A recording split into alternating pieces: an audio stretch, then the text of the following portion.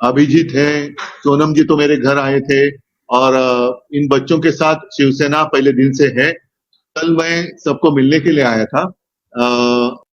अपना समर्थन दिया। कल राहुल गांधी के साथ और कांग्रेस पार्टी के साथ जो कुछ हुआ आपने देखा, कैसे देख रहे हैं आप? कैसे इस लड़ाई को आगे लड़ेगी आपकी पार्टी, और इंडिया गठबंधन में आप लोग इस लड़ाई को कैसे लड़ेंगे?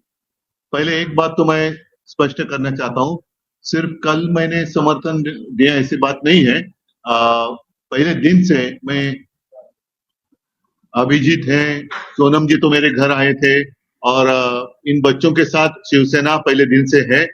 कल मैं सबको मिलने के लिए आया था और संजोग की बात है या पता नहीं क्यों कैसे, लेकिन कल ही राहुल जी ने भी आंदोलन किया।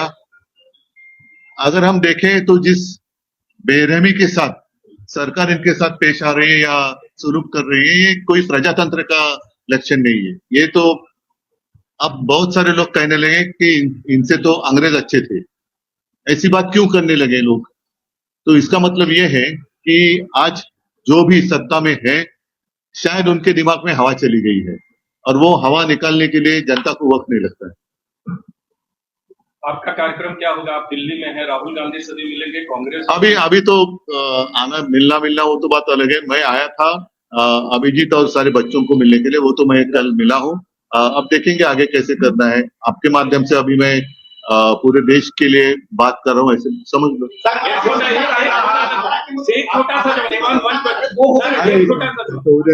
सर, अब आपकी मांग, जो प्रोटेस्ट आपने कल देखा, मिलने का, अब आप लोग की मांग क्या है? ऐसे आइए ना। अब आप लोग की सर मांग क्या है? संसद का सत्र भी चल रहा है, आपने देखो, एक सिंपल बात है कि अगर कोई भी आंदोलन करता है तो सरकार का कर्तव्य बनता है कि उनके साथ जाकर बात करे, उनकी वो क्या कहना चाहते हैं। अगर उनकी कुछ गलतफहमी होगी तो गलतफहमी दूर करना सरकार का कर्तव्य होता है, और इस सरकार ने वो नहीं किया। अगर पहले दिन इनके साथ बात करते तो बात यहाँ तक नहीं बढ़ती। सोनम जी आए थे, अभिजीत आया था, पहले भी आए थे, ऐसे नहीं कि कल पहला दिन था। पहले भी आए थे, 1 महीना हो गया शायद, उस वक्त भी यहाँ आए थे। अगर उसी वक्त सरकार की ओर से इनके साथ कोई बात कर लेता तो आज तक ये मामला सुलझ जाता। लेकिन साथ ही मैं, जैसे हमने एक प्रदर्शन किया था मुंबई में, और भी करेंगे हम, उस वक्त मैंने याद दिलाई थी 2 चीजों की, 2 घटनाएं। इंदिरा जी की एक घटना थी और दूसरी अन्ना हजारे। दोनों अनशन से जुड़ी हुई बात है। इंदिरा जी के समय पर सोनम जी के पिताजी जब अनशन पर बैठे थे लद्दाख में, तो इंदिरा जी, पता नहीं उस वक्त वो प्रधानमंत्री थी या नहीं थी, लेकिन स्वयं जाकर उनसे उन्होंने बातचीत की थी। दूसरी बात, अन्ना हजारे, पूरे देश में ऐसे माहौल था कि क्या होगा क्या नहीं होगा, लेकिन उस वक्त भी कांग्रेस की सरकार थी और मनमोहन जी प्रधानमंत्री थे। हमारे विलासराव जी देशमुख जो महाराष्ट्र से यहाँ थे, मंत्री थे या केंद्रीय मंत्री थे, उनको भेजा गया था उनके साथ बातचीत करने के लिए। तो बातचीत करना यही तो प्रजातंत्र में होता है। अदरवाइज आप इसको तानाशाही कह सकते हैं। अगर किसी की बात, खुद की मन की बात जबरदस्ती सबको सुनाए लेकिन जन की बात नहीं सुने, तो ये प्रजातंत्र नहीं।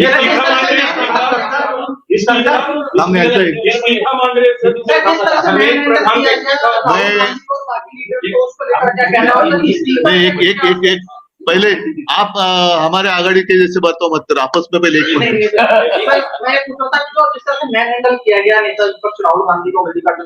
अरे सिर्फ उनको ही नहीं, कल मैंने देखा कि बहुत सारे लड़कियां, मतलब बच्ची है, 9-10 साल की है, कुछ महिलाएं हैं, जिस तरीके से उनके साथ बर्ताव किया गया, ये हिंदू संस्कृति का, मैं नहीं मानता कि ये हिंदू संस्कृति में इसको मान्यता है कि महिलाओं के साथ ऐसा व्यवहार करे।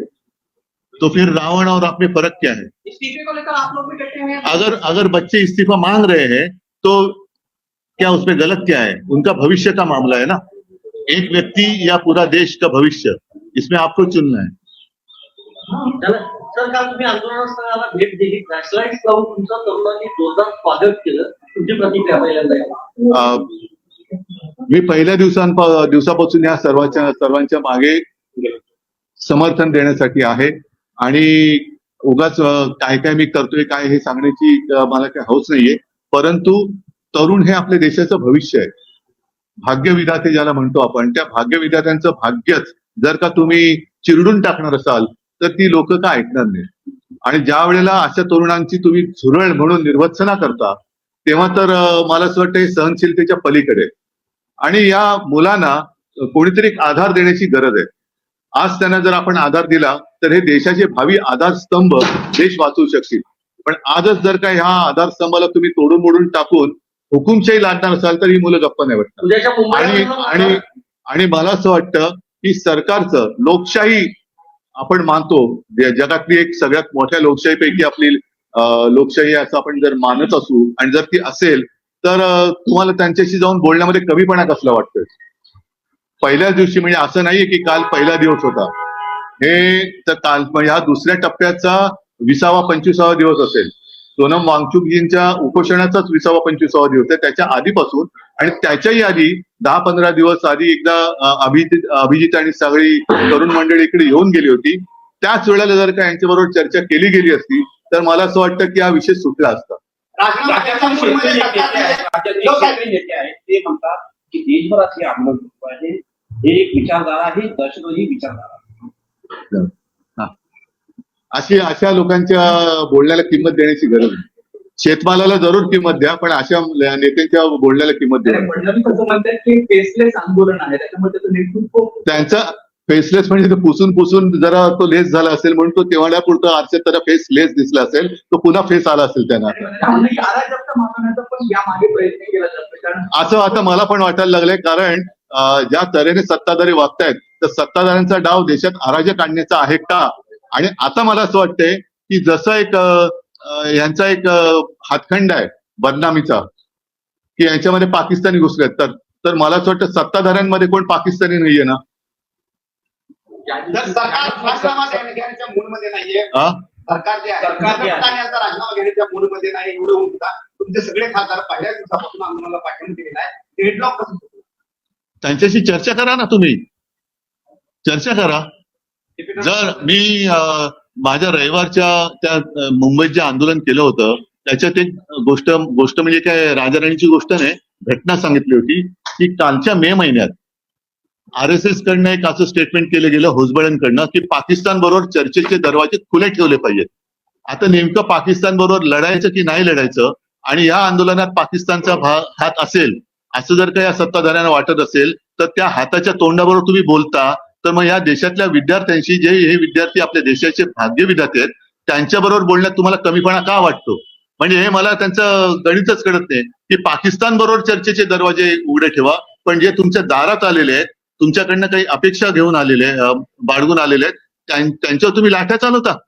त्या मुलींवरती अगदी मुलींवरती आणि महिलांवरती ज्या असभ्यपणाने अत्याचार केले गेलेला आहे. काल तरी ती मुलगीच तिचे कपडे फाडले गेले. ही कोणती हिंदू संस्कृती आहे. ही हिंदू संस्कृती बसत नाही.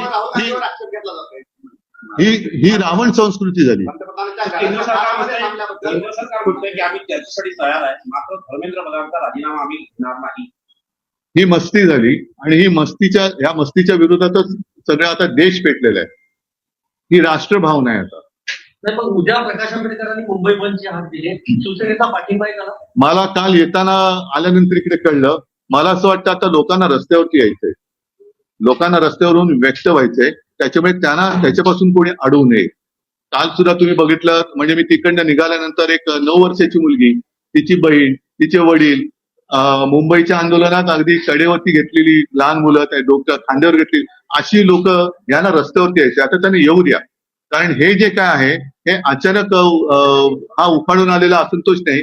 हा गेल्या 12 वर्षात साठलेला असंतोष आता उफाळून बाहेर पडतोय. तर तो पहिला येऊ द्या बाहेर. ज्या पद्धतीनं दिल्लीमध्ये युवकांवरती लाठीचार्ज करण्यात आला, आता उद्या महाराष्ट्र बंद आहे.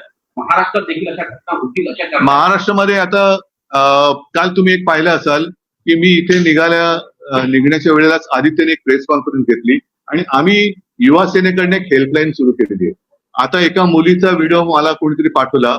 तिने सांगितलं की जवळपास 300 पेक्षाही जास्त आंदोलकांवरती मुंबईमध्ये त्यांना डिटेन करून ठेवण्यात आलं. ज्यांना आम्ही बऱ्याचशा लोकांना युवा सेनेने ते सोडवलं. त्यांचे नाव पत्ते घेतले गेले आणि अर्ध्या रात्री त्यांना डिजिटल नोटीस पाठवली. आता डिजिटल अरेस्ट जर का ही इलिगल असेल तर डिजिटल नोटीस पण इलिगल मानली पाहिजे. आणि डिजिटल नोटीस त्यांना काय पाठवताय तुम्ही, ज्याच्यामुळे हा विषय पेटलेला आहे तो विषय सोडवा ना तुम्ही. म्हणजे या देशामध्ये अन्यायाविरुद्ध आवाज उठवायचा नाही.